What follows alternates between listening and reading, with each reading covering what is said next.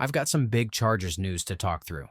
And honestly, this might be one of the most revealing updates we've had all offseason. Two major reports dropped recently, and together they tell us something critical about where this team is headed. One report suggests a veteran offensive piece, a guy expected to play a key role, could be on the trade block. The other sheds light on a young player that some had already written off, who now seems to be forcing his way into the spotlight.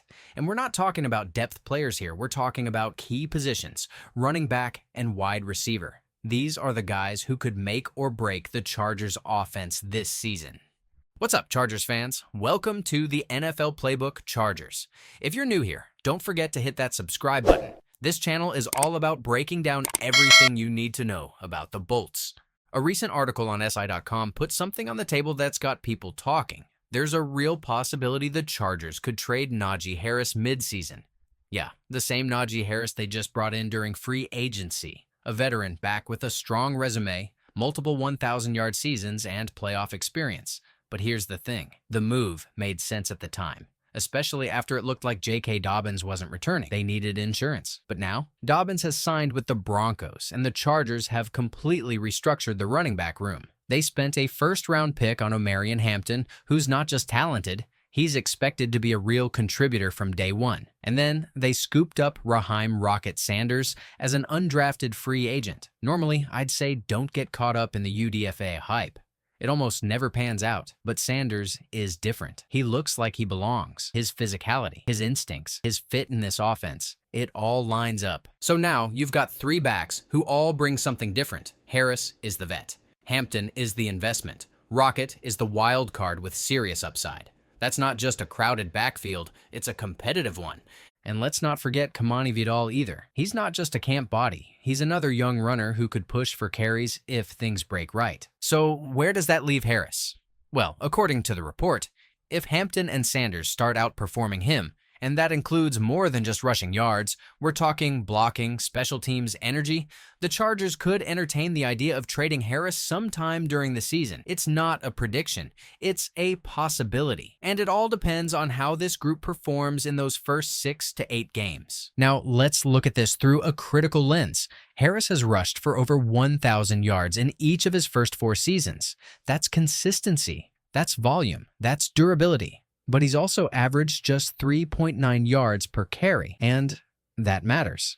The Steelers' offensive line hasn't been doing him any favors, but it's also fair to ask, has he ever really had that second gear? Has he been running into walls, or has he become the wall? We've seen flashes. Every preseason, he looks sharp. There's burst, there's power. But as the year wears on, he takes hit after hit, and the production dips. That's not an effort issue. That's wear and tear. Now, with the Chargers, there's a real chance for reinvention. This isn't Pittsburgh. The scheme under Jim Harbaugh is more balanced. The line is improving. And Harbaugh, he's an old-school coach who values reliability, especially in pass protection. This part's important. If you can't block, you don't play.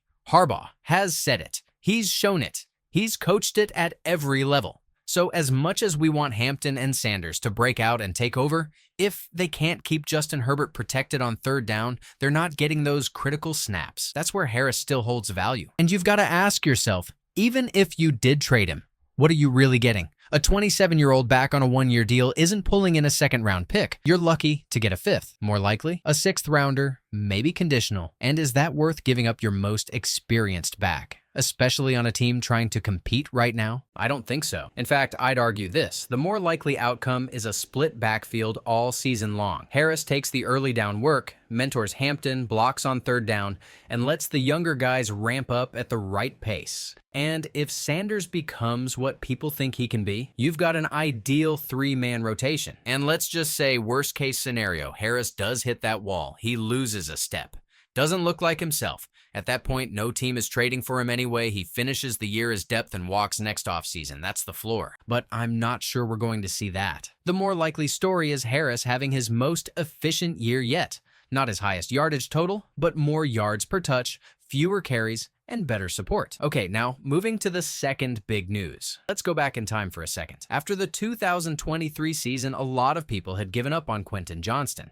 The drops were hard to ignore. They came in big moments. Confidence looked shaky. And then you bring in Ladd McConkey, who instantly looked smooth, dependable, NFL ready. It was easy to look at Johnston and say, yeah, that's a miss. But now, things have changed, and they've changed fast. Multiple reports out of OTAs and minicamp are saying the same thing. This is not the same Quentin Johnston we saw last season. Coaches are saying he's lining up correctly, reading defenses, and running sharper routes. One of them told him straight up, "You're a starter." And that stuck. Justin Herbert himself said Johnston is answering the call.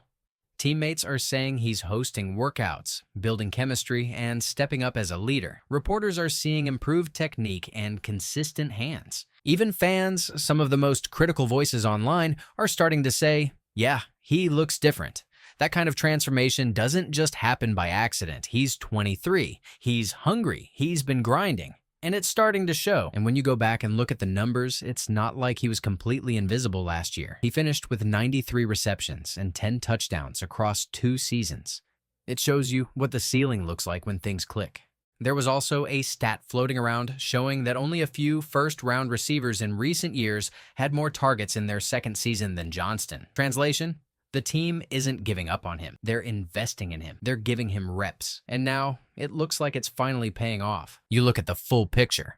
McConkey underneath, Mike Williams as the big possession guy, Trey Harris and Keandre Lambert-Smith as intriguing depth pieces, and Johnston becomes the swing factor. If he breaks out, this offense goes from respectable to explosive. You've got the backfield depth. You've got the quarterback. You've got protection. And now, you might finally have a real dangerous outside weapon with size, speed, and now reliability. If that's the case, this offense is complete. And when the offense is complete and everything else starts to fall into place, let's not forget, the defense led the league in scoring defense last year. Even if they regress slightly, they're still elite. The key now is complementary football. Keep the offense on the field.